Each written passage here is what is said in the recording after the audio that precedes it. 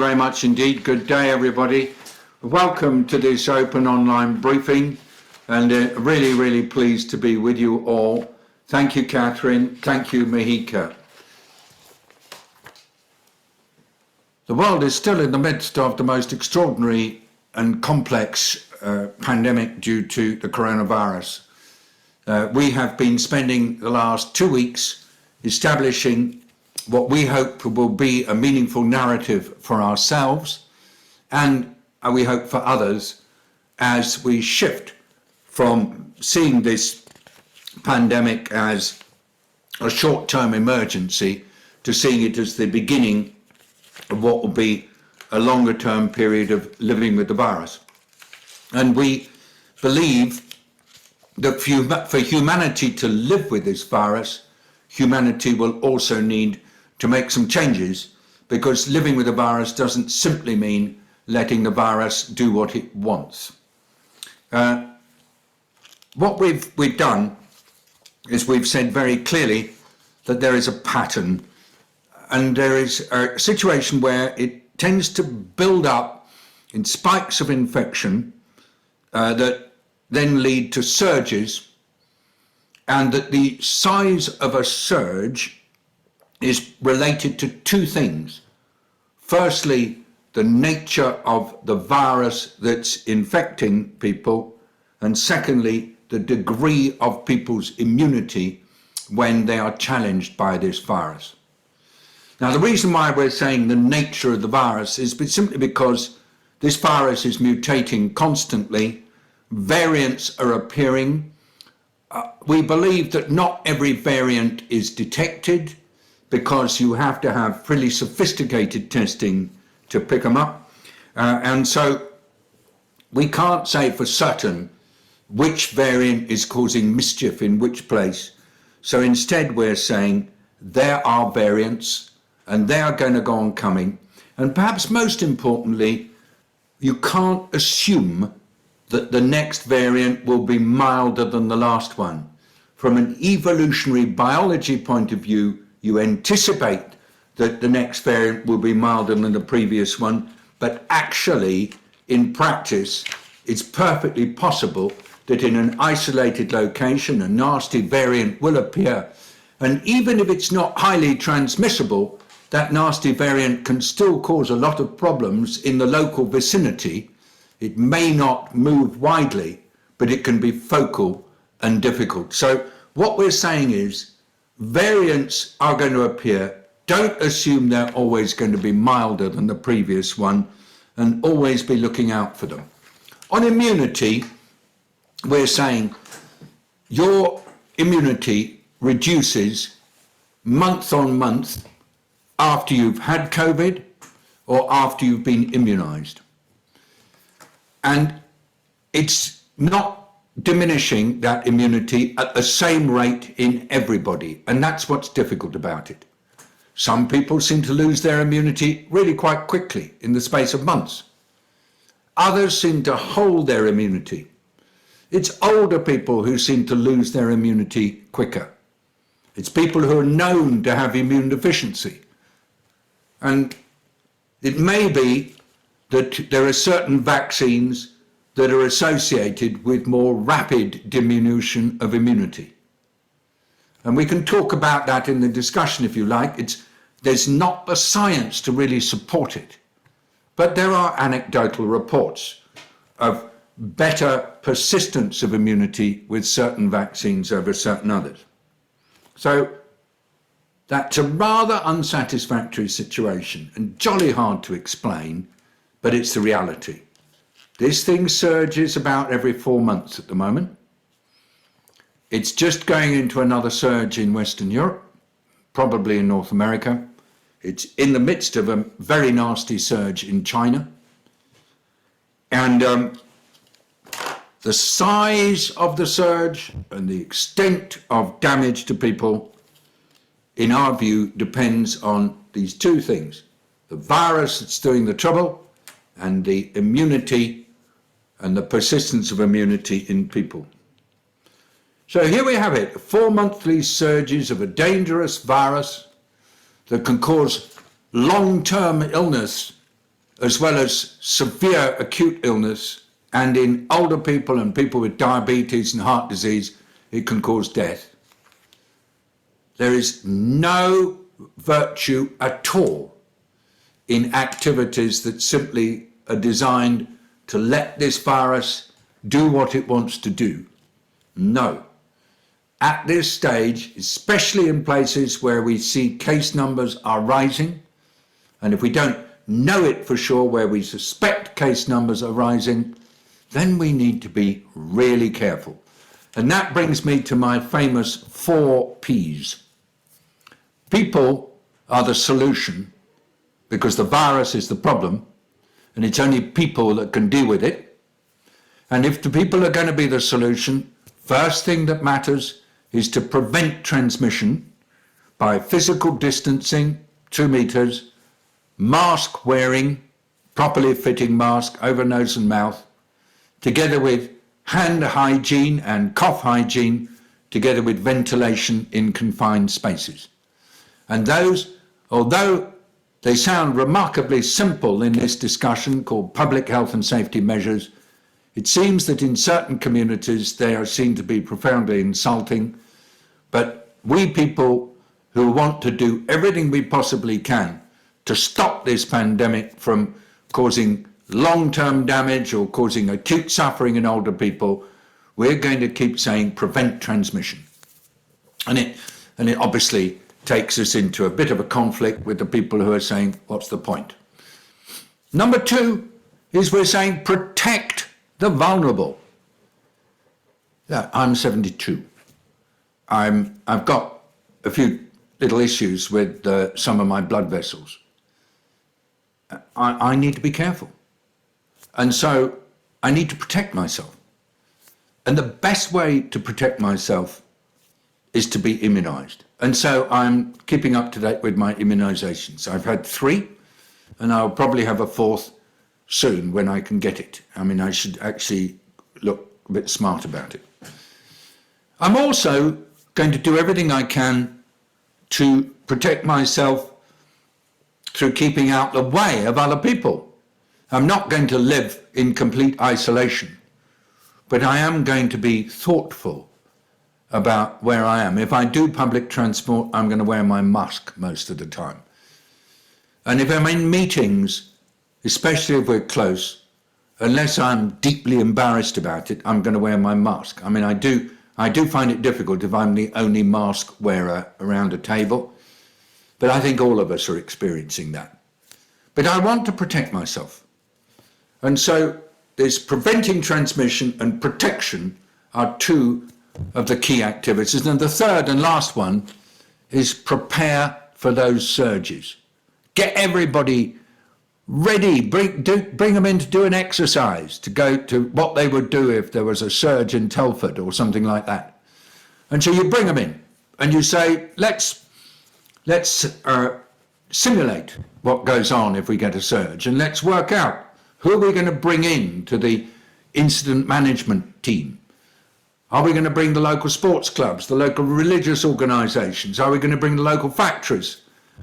Are we going to bring also the health groups and other professional organisations? And usually what we find if we do simulations of how we're going to deal with a surge, that actually we realise there are lots of groups who need to be there that we wouldn't have thought of first time. And so it's worth doing those simulations. And for me, preparedness for surges means getting everybody involved in a task team, working out what you're going to do with those who are suspected of having the disease. How are they going to be isolated? How are they going to be supported? How are their contacts going to be traced? Because we know that contact tracing is a vitally important part of that whole isolation and alert and isolation process. And we may need to be ready to restrict movement. We may need to say, if we've got a cluster of infections in Telford, we're going to ask people in Telford not to travel to London, not to travel to Rugby, but to stay put, because we want to stop the thing from centrifuging out. And so preparing for surges means preparing for localized movement restrictions. It's not lockdown, and we have to be very clear. Lockdown is absolutely your last resort. But when you've got a surge, the public health solution may be that you want to stop people from moving, and you do it for as little time as possible.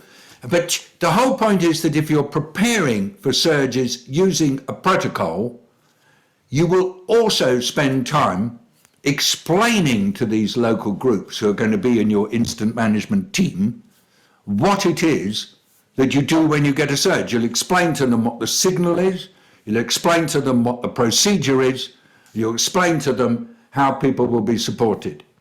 And that will have to include some kind of income replacement for people who are asked to isolate, can't go to work.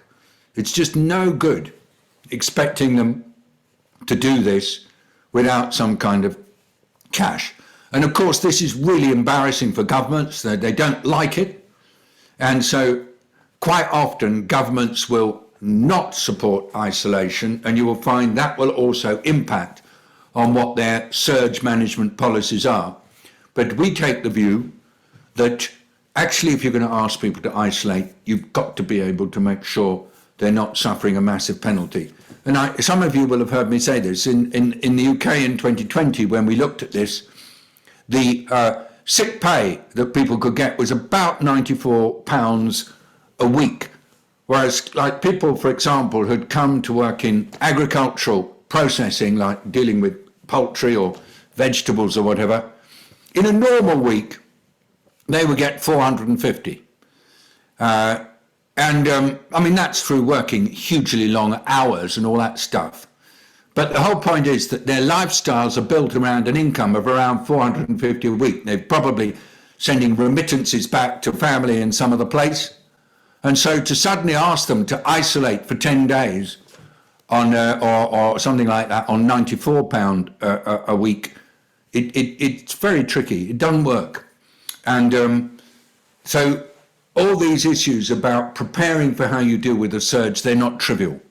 And sometimes we get colleagues on these calls who come from trades union movement, and they tell us, of course not. What you're saying is absolutely sensible. So I come back to it that these things of preventing transmission, protecting those who are vulnerable, and preparing for surges, and having the people at the centre of this, and essentially turning it into what is fundamentally a social contract between people and society. I mean, that is what public health ought to be about. It's not about creating mandates, restrictions, compulsions, and trying to do it all through rules. Yes, of course, for certain things, there is a place, like wearing seat belts or crash helmets and so on. But you don't, I mean, the whole business, for example, about safe sex associated with HIV, I mean, you can't police that. It has to be something that's done with people deciding that it's in their interest to do it, in the interest of their partners to do it. And so I'm really keen that in trying to tell the story of the future of this pandemic, that we focus on the fundamental contract between government and people, or state and people, or public health professionals and people, or employers and people.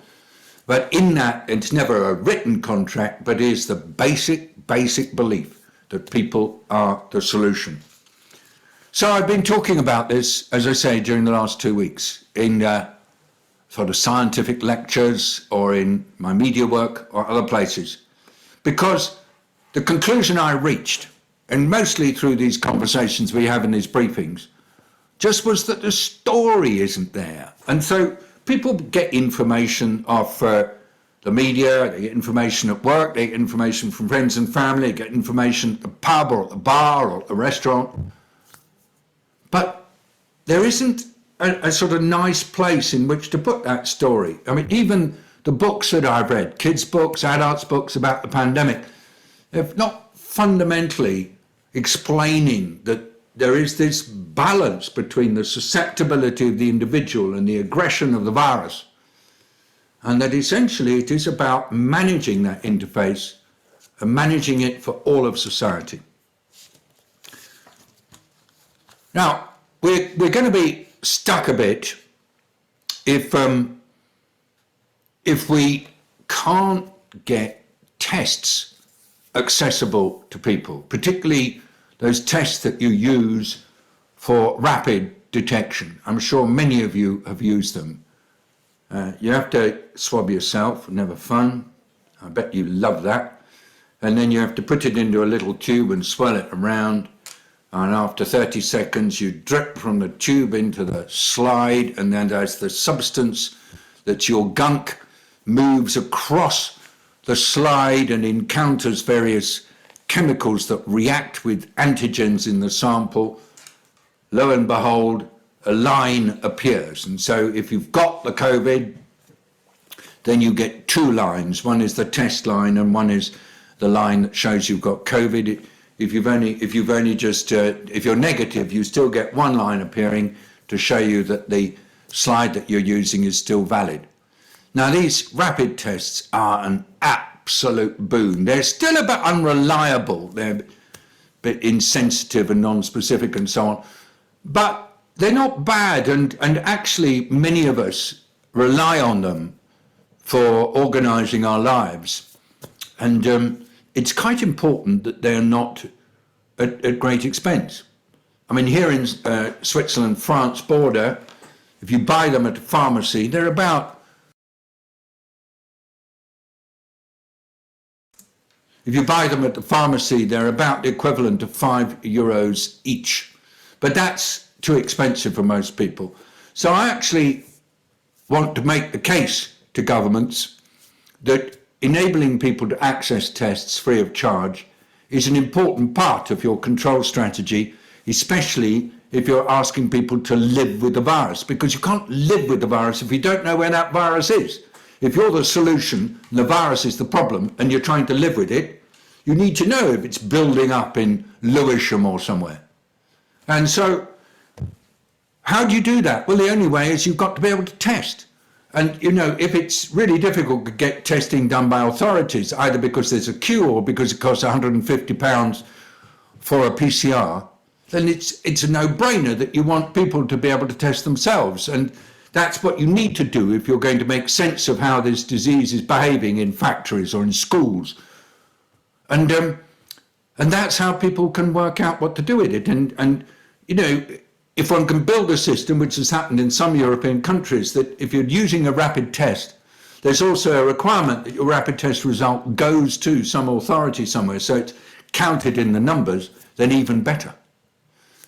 But I'm a bit confused, I have to tell you, by governments who are saying that they're encouraging their people to live with the virus, but they're not encouraging to wear masks or to physically distance, and they are taking away the opportunity to access rapid tests free of charge. It's making me scratch my head, I have to tell you, because for me, okay, if the new approach of many countries is to say the state will pull back and people have to work out how to deal with it, then people need the wherewithal. They need to be able to access their vaccines. They need to be able to get their masks and to dispose of them properly, and they need to be able to get their rapid tests.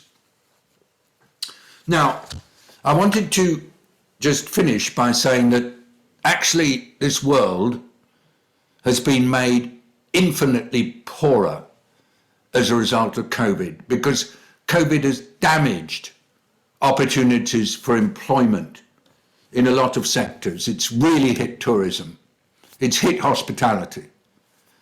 It's hit academic, it's hit education. And it's hit actually leisure, the whole kind of luxury industry, cruise liners. They're starting again, but it's not really working very well. And so what we've actually seen is that a lot of poor countries have got poorer. And they tell us, they tell not us in the UN, they tell the World Bank, they tell the IMF. And we pick it up because one of the pieces of work that we're doing is looking at food and what's happening in food around the world. And we're in contact with 120 countries. And we know that COVID has been a real blow, particularly for poorer countries, and their treasuries are empty.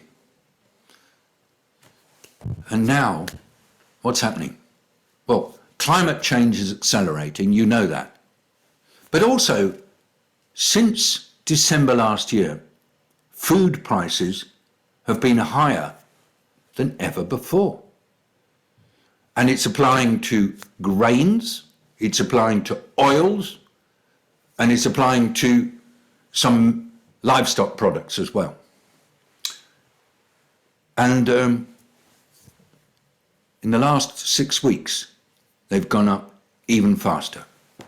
So if you were to come with me to Senegal right now, a country that's been badly hit by COVID is now having to cope with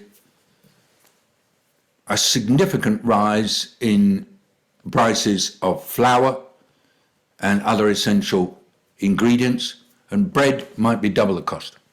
Double. Now, on its own, it probably wouldn't mean very much, but just look at the collection. You've got COVID and still the overload of the health system, health workers exhausted. You've got rising food prices, and it's getting worse because fertilizers have gone up big time as well. But also energy prices have gone up. If you're again in Dakar in Senegal and you go to a garage, you are paying a significant markup, probably more so than the markup here in Europe. And then the financial services have got difficult as well. Debt is vastly increased. And so if you add to that the conflicts in our world and the way they are destabilizing economic and social systems, what we actually have got is something that one might call a global crisis. Health, food, energy, finance. And you could add, because it's all linked, migration, education, and more. We have a world politically that is finding it quite hard to focus as one on these big issues, and harder still because we have a major conflict which has caused quite a rupture in the international system, whether it's the international system on food in Rome, the international system on human rights here in Geneva, or the international system more broadly in New York. So about 2 weeks ago, the Secretary General of the UN set up a thing called the Global Crisis Response Group for Food, Energy and Finance. And he's put me onto this, and I've got quite a central role in it. And I am going in these open online briefings, as well as sharing with you what I'm doing on COVID and what we're picking up. And I want to stress to you that COVID is still massive. It's no way we can say it's near its end. I also want to be able to share with you what we're picking up on food and the work that this global crisis group is doing. I also want to share with you what we're picking up on energy, and I want to share what we're picking up and doing on finance. And I'd like to share the whole lot. Now, it doesn't mean that you're going to get loads of graphs and blah, well, not at the moment, it doesn't. But the reason why I'm saying this is that I want to share with you a little bit about what my work involves. And in my discussions with the Office of the Secretary General of the UN in New York, the point I've been constantly making is that what's happening with COVID should not be viewed in isolation. Its impact on societies and on governments and on businesses all over the world is coming from the interplay with other areas as well.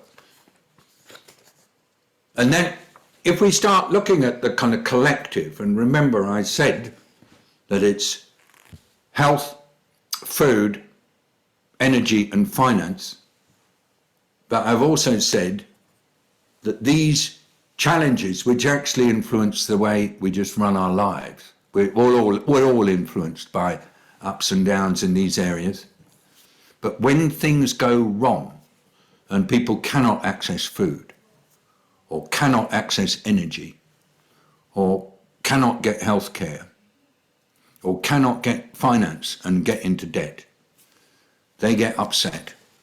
And we've noticed when I was working on food in 2008, I had a similar sort of job, that's when unrest starts. And so in different places, there are concerns of a sort of domino effect, which won't happen in any kind of programmed way, but we'll just pick it up, of instability associated with these various different issues coming together. So just to say that that's a little bit what we're working on, and if you're interested to talk about that, I'd like to. Some of you, I know, will be thinking, how can you do anything on these really complex and difficult issues, given the way in which our world is functioning politically, with a major conflict that's getting, frankly, nastier by the day? How can you possibly think you're going to resolve, or at least reduce, the intensity of any of these issues? And I'll just say one thing. It's the sort of thing I've said before, but I want to say it very explicitly. Yes, the bosses of countries are intent on dealing with anxieties and troubles that they've got by starting and sustaining wars and causing enormous suffering. A relatively small number of male bosses. But this is a world in which there are countless hundreds of millions of people, especially during this time of COVID, who have just seen that the only way forward is to work more effectively together and to organise. And that organisation does not have to be around a particular ideology. That organisation could be around simply some aspects of communal life, could be organisation around activities that are shared and enjoyed, could be organisation around religion. And to those of you for whom Ramadan has just started, I would like to wish you Ramadan Kareem, and to wish that the Holy Spirit of Ramadan stays with not just you, but with the whole world in the coming month and beyond. And with that, I stop, and I would be very interested in any comments that you've got. 36 comments in the chat, and I haven't looked at my thing. Let me go to Catherine and give you a moment to just take us into Josh and talk with Josh. And Catherine, you may well have started a whole load of things while I was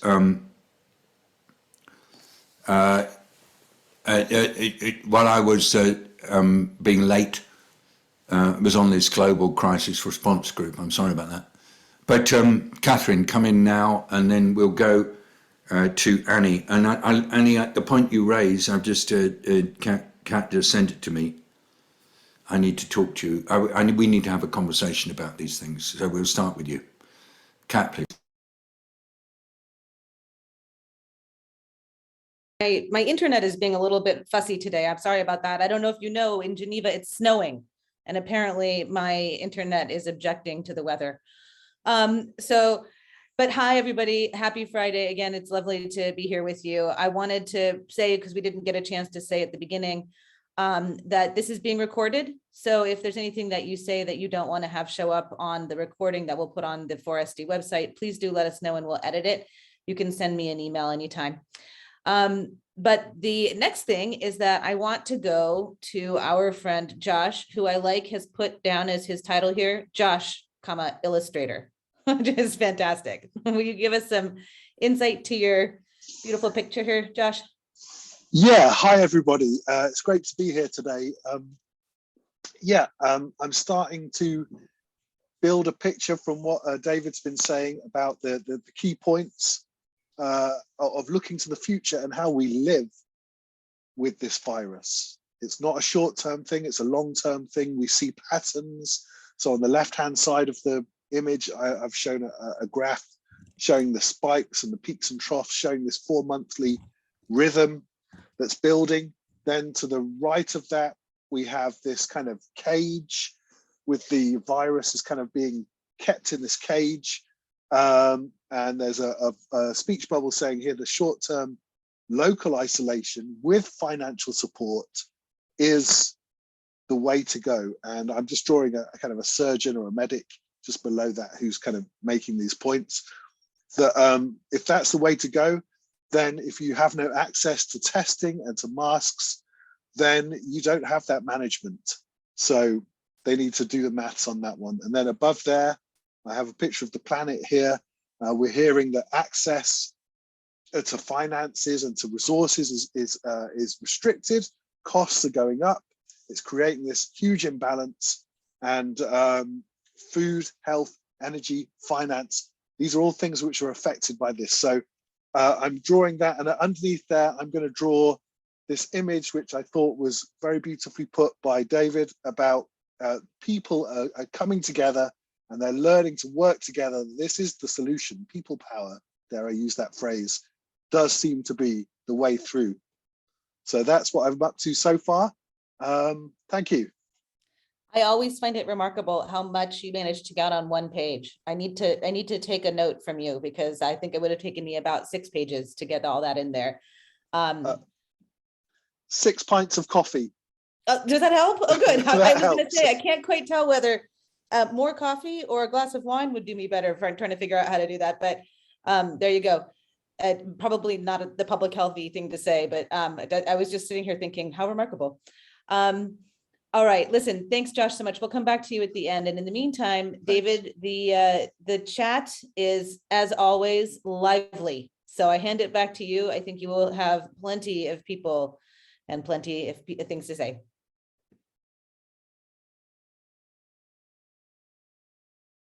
Thank you very much indeed. Absolutely brilliant.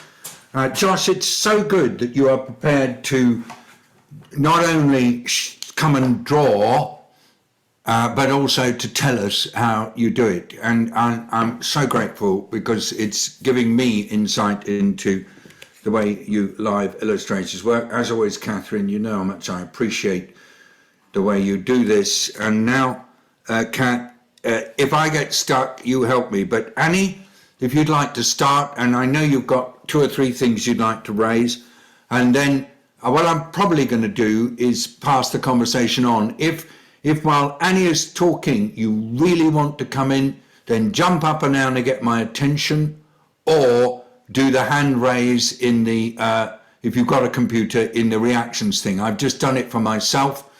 You can raise your hand like that and I'll pick it up. But it's just to keep the conversation going. Annie, please. Thanks. I first wanted to say that actually our government was talking about herd immunity at the beginning, and what we can see, well, that was nonsense, because it doesn't seem to work like that.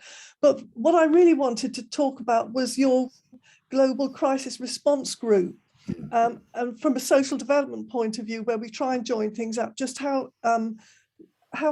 just tiny that seems to be. I'm just really excited by that, because what it does is, what's happening here is these other crises are pushing COVID into the background, and we've got this, and it's really, I'd be interested to hear from other people, but the crisis we've got, the cost of living is terrifying. Yeah. And the government response to it is bad, and so that instability, there's a mental instability, and will there be a social instability? And I think this is absolutely critical and just painful, how people who don't have very much have been ignored. And so it goes by country, but it also goes within countries and globally as well. And so the other thing that, and I'm thinking of the stuff that John Atkinson talks about, is that we're talking the global crisis response group. I'm really pleased you're bringing that in. I hope other people are interested in it as well. And at the same time, we're thinking, okay, so how do we use those skills and those findings at the local level too, whether it's at a country level or even lower down than that? I mean, and I can think that links in again to the sort of leadership we're doing locally here. So thanks very much. Really interesting. Thank you. Annie, that is just super, super good. And Annie used to be a social development advisor in the Overseas Development Administration, which was part of the Foreign Office.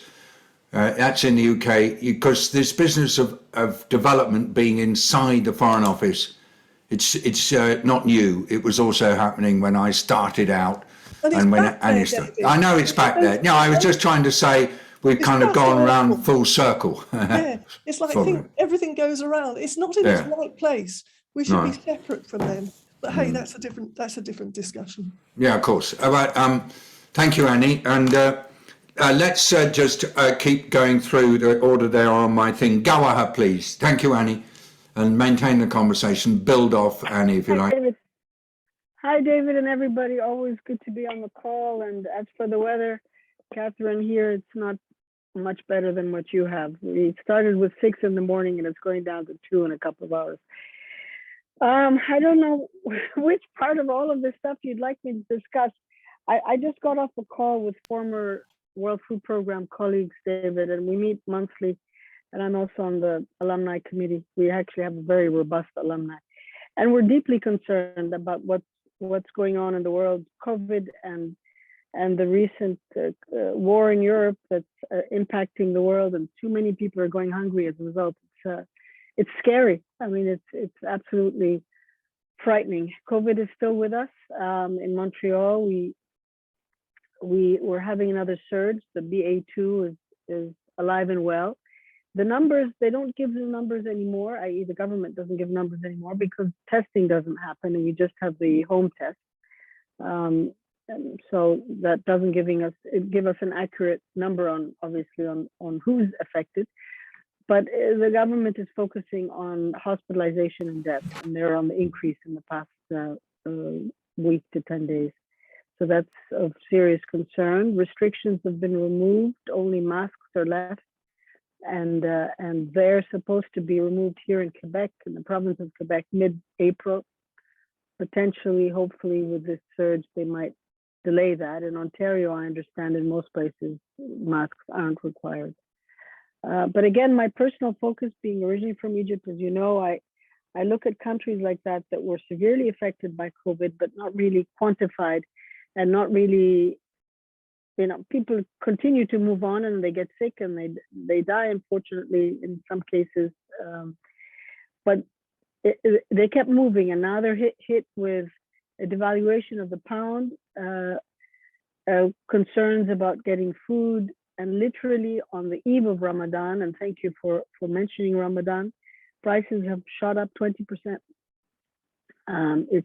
It's absolutely scary, and not to mention Lebanon, another country that's very dear to me. And of course, the protracted emergencies, Yemen and Afghanistan. It's a scary world we're living in, David, and I thank you for touching on all the issues. And I'm really happy to hear that there is a crisis group that you're on, and I know that you're on top of all these issues and will help things move on. But it is what it is. Well, thank you. I mean, it is what it is, but in the past, by sticking together, we've at least managed to come out of these crises knowing a bit more. It doesn't mean that we're better, but I refuse to believe that a crisis is just a bad thing. I think I join those who say in every crisis there's an opportunity. Everybody, it's 18:14 on my clock. I am going to go to John, who I've just seen. I think he shifted from his cell phone to his computer. So John, I do want to come to you in about 10 minutes, and if I'm forgetful or anything, just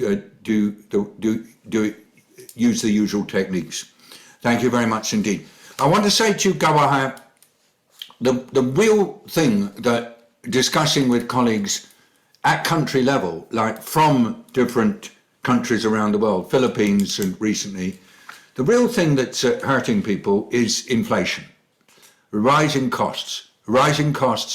If you're a farmer, it's finding that for the amount of money you've got in your pocket, you can only buy a third of the fertilizer that you could buy 3 months ago. or if you are a person going into market who buys food with a few coins every day, finding that you can only buy 3/4 or 2/3 of the oil with your equivalent of $2 that you could buy again a couple of months ago. And there are, I mean, what we learn is that for many, many families, which fortunately doesn't include us, these small rises are so serious that they will lead to people having to go without meals. So thank you for this on inflation. I just was looking at some of the latest figures, and I mean, for me, Lebanon is a country that we really have to watch at the moment. It's really tricky, and they've got enormous food price inflation at the moment. So too Venezuela. And there are other countries where there are particular things like sanctions, and that's Cuba, but also Russia in a particular way. And they too have problems. Sanctions are really difficult to cope with. And so taken together, the combination of inflation and various forms of sanctions can create a very, very difficult situation for people. So thank you, Gawaha, for your comments. Keeping going, I really, Rebecca, please. Well, I don't really have too much to say, but again, what I put in the chat is there's so many countries now that I agree with your frustrations, David. Think COVID's over and or it's okay to get COVID. It's not okay. And with the home testing, no one's reporting the home test results. So that's also concerning. But my worry about this sort of conflation of crises is the long-term effects. We know what's happening now, but we're not even thinking about the poverty, long-term poverty that's happened over these past 2+ years. Where is that now? And then Lebanon and Venezuela, we can't ignore the fact that those countries have been suffering social crises for the past decades, which adds to all of this.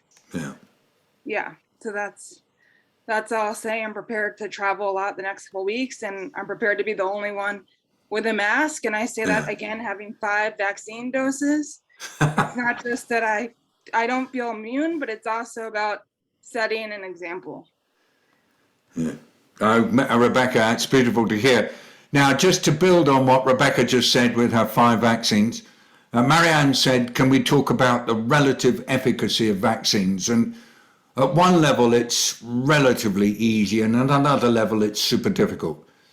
The reason why it's difficult is that each vaccine protects people by inducing 2 types of immunity.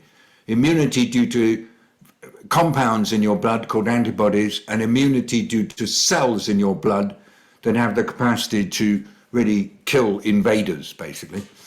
And it's very hard to assess the effectiveness of cell-mediated immunity over time.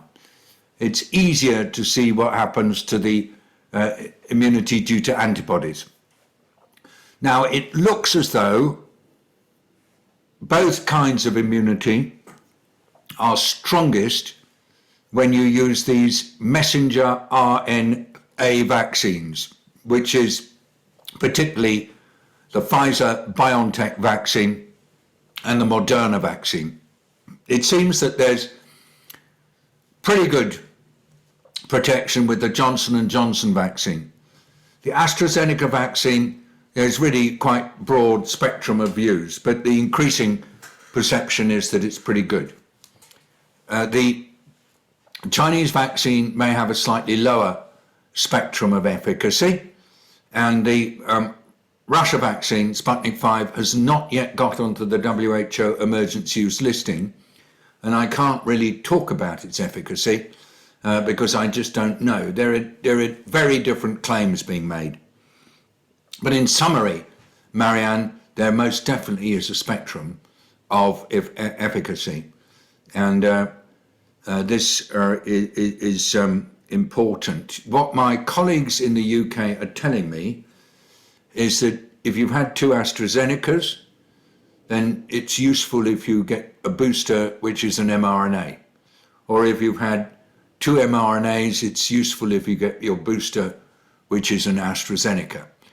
They say that heterologous, funny word, vaccination gives you the best protection. But I think this is still work in progress, and I don't have answers. Now, people are bored with COVID. Yup. That was Marianne's point in the chat. I hear about COVID fatigue, COVID boredom, and I understand it and so on. So what's the easiest way to deal with this? Our answer, we're bored with travelling in cars and putting on our seatbelts, but we jolly well put them on. And so I'm thinking very hard what to do about it. And here's Marianne, I was trying to prompt you, and you come in. Okay, thank you very much for talking about the vaccines. I was actually having a conversation with my son in South Africa who can choose whether he has Pfizer or J&J. That's why I was wondering. My comment on the boredom comes from a Commonwealth Health meeting where governments were saying it. It's not as individuals, our attention span is often too short, but when countries are actually pointing out that they want to talk about something else, and this is from the health side, then that's where the comment came from. Very, very important. And you see, if I was a chief medical officer of, let's say, Uganda, and coming to a Commonwealth Health Ministers meeting, or if I was the Minister of Health, I would be saying, can we talk about something else? Because what I would be wanting to focus on is what steps do we need to put in place to enable our health services to go on working, even though COVID is a continuing threat. So I'd want to be saying, let's manage COVID in a way where we don't have to talk about it all the time. So I kind of agree with you on that. And that's why I want to get this story right. I want to get the narrative right. I want people to be saying, we'll get ourselves COVID ready. Everybody will know what it means, and they won't have to spend hours talking about it. I suppose that's what I'm getting at, Marianne, and I accept it totally. If a government says we're bored of it, it's because it's squeezing out all the oxygen from the other things that matter so much, like cancer treatment or heart disease or children's infections or reproductive health, which we know has taken a massive hit because of COVID. Am I right, Marianne? Yes, you are. But if I may just hop to the other issue, I did actually mention it when for once I spoke for the UK government in the Commission on the Status of Women and mentioned it. But the information's not coming out about it as to how or what it's going to do and how it's going to work. There is a recognition of the need, but the information isn't there. The need for what? Sorry, the need for what? The global response group. Oh, right. There's stuff about the juxtaposition of the different crises. Yeah, it's not exactly being publicised yet. I think it's partly because we're developing our ways of working. That's my only explanation. I am down in the engine room, Marianne. I'm not in the press speech writing place. No, but it's critically important. Yeah. But also you have to put COVID into it. Well, that's my problem. They didn't put COVID into it, and so I spoke to Amina Mohammed, the number 2, and she's utterly clear about the COVID. I wondered why that perhaps the reason they didn't put the COVID in was this boredom thing. I don't know. I cannot understand why it wasn't there, because listening to Mr. Guterres talk, he just says it very clearly. Countries have been shattered by their response to COVID. They've run out of money. Their health services are really drained. And so for him, COVID is part of it. Very important. Okay, Marianne, thank you. I want to invite one more comment, and can we go to Kenya? And is it Miles or is it Joe who's behind that computer with Miles's name? I'm afraid it's Miles. Not as good as Joe. Well, you said it, Miles, not me. I mean, that's for me, I'm delighted. By the way, everybody, it's great that Miles is here, and listen to the health in his voice. He didn't have COVID, but he had other stuff. And it's so great that you're strong. It sounds good. Over to you. No, I'm feeling great. Thank you, David. And yeah, being on these sessions for 2 years makes me feel great. And sadly, Zara and Joe are stuck in London with 2 red lines, and I am isolating in Kenya. But I just want to talk about the inflation that everybody else is talking about. It just, I mean, I went to go and see my 90-year-old mother for 1 week, and inflation seems to have gone up 15, 17% while I was away. And that is in the price of local flour that is called ugali, which is staple food in Kenya. And that is literally in 9 days. Wow. And it is terrifying. And we were hearing how that is happening in Egypt. It's happening all over the world, and this is just what we all have to worry about. Thank you, Miles. And I mean, I'm super curious as to what on earth leads to ugali prices rising by 20% in Nairobi now. Ukraine. Well, how? I mean, how does Ukraine? Because grain comes from Ukraine, and it's Ukrainian grain. Slightly richer people eat bread, which most of the grain comes from Ukraine. Oh, I see. And therefore people are going back to ugali. Yeah. And they're buying up all the ugali is being bought up. Got it. Exactly. Super interesting. In markets, nothing's all clean and easy. Everything is interrelated. John Atkinson, our systems leadership mentor guru. How are you? I'm very well, thank you, David. I don't know if mentor guru sounds like something that a 70s rock band might have sung about. But that maybe just might have been the name of the rock band. Yeah, anyway, I probably wasn't close. I was probably too close to the speakers. So I've got a couple of things for you that I pick out of all of this. Going back to the comment Ian was making in the chat, it's about getting this COVID-ready story right, and why is it so important? And with a little piece on living systems and how they work, ecosystems, how they work. If we do something that disturbs an ecosystem, it tries to mitigate for that. It tries to get back to its normal way of operating. It tries to squeeze it out. Or it determines this is the environment it's now got to exist in, and it adapts to make sense of that environment and continue to function and to continue to work. What's the relevance of that to COVID and the COVID-ready story? Well, if the story is it's just a bit of flu, let's all get back to normal, that's not going to encourage any form of adaptation. It just takes us back to where we were. If the story is as you've described it at the outset, David, that enables people to start making decisions themselves about what they do. And it enables governments, it enables businesses, it enables faith groups, it enables all sorts of people to start making choices about what they do in order to adapt to what we need in order to live with this virus. So if we don't get this story heard and out there, then we're stuck in this pattern of surges and retreat and then over measures and then pretending we're all okay. So getting the story right that's why we were talking about it a couple of weeks ago, and all the rest of it is so important if we're going to enable wider adaptation to take place in order that we can live with this thing more healthily. The other little thing about systems is they thrive on the passage of information. They thrive on, therefore, the connections, the relationships that enable a different sense to be made of what's going on than you would make if you just got your little bit. And that's what I think is so important about this global crisis response group, David. It's that instead of seeing the issues in energy as an energy problem, and the issues with COVID as a COVID problem, and the issues with food as a food problem, and the issues in finance as a finance problem, it says, look, all these things are connected. These systems are not separate systems. It's the same people who are suffering in the same houses, in the same places.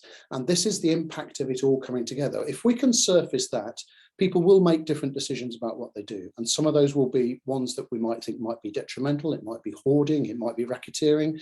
Some of them will be much more helpful because it'll take a much more coherent response. So I think this thing of when we're thinking about systems, connecting them up and making the information visible and determining what's really happening, what's the lived experience of what's happening, is the thing that enables people to make very much better choices about what they do at whatever level they get to make those choices at. Thanks, David. Thank you, John, very much. John has been able to, over the last 3.5 years, to explain things to me that I have been living, and to explain them in ways that help me to appreciate some of the choices that I've made in a much more positive light. And John, you have such a skill. Thank you. Thank you for what you've just done. It's the same thing. You've done it again for me. And I'm most grateful. Is Claire still on? I just found out you were on and off phone. And I always like to acknowledge, I see Claire's iPhone. Just can we everybody greet Claire, who's made the effort to join us, I suspect from a car or from somewhere. Claire, how are you and how's it going? And how's your long COVID? You'll be the last speaker before Mahika will close us. Claire. Sorry, I just lost you there. No, you just say you're our last speaker. How's your long COVID? I still have certain things that are ongoing, like visual problems have never settled and a couple of other things. My main problems are probably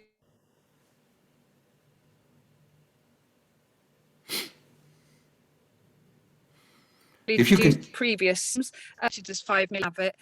Yeah. And I think we've had almost doubling of the Can you move to a window? COVID. Can you move to a window? The Children's Day to present. Can you either move to a window or turn off your picture? See if it works. A package of information. That's Thanks very much, Claire. Just to say, we didn't hear that. Can you still hear me? Yeah, not well. So, but lovely that you're here. Everybody's sending you hearts, and let's connect next time. I think it's too difficult. You were saying you're sending out a package of information, and that is really, really important. All I'm just saying to Claire is that in all my conversations now, I'm reminding people that long COVID is affecting 1 in 10 to 1 in 20 people. And Hello? it is, yeah, we can still hear you just.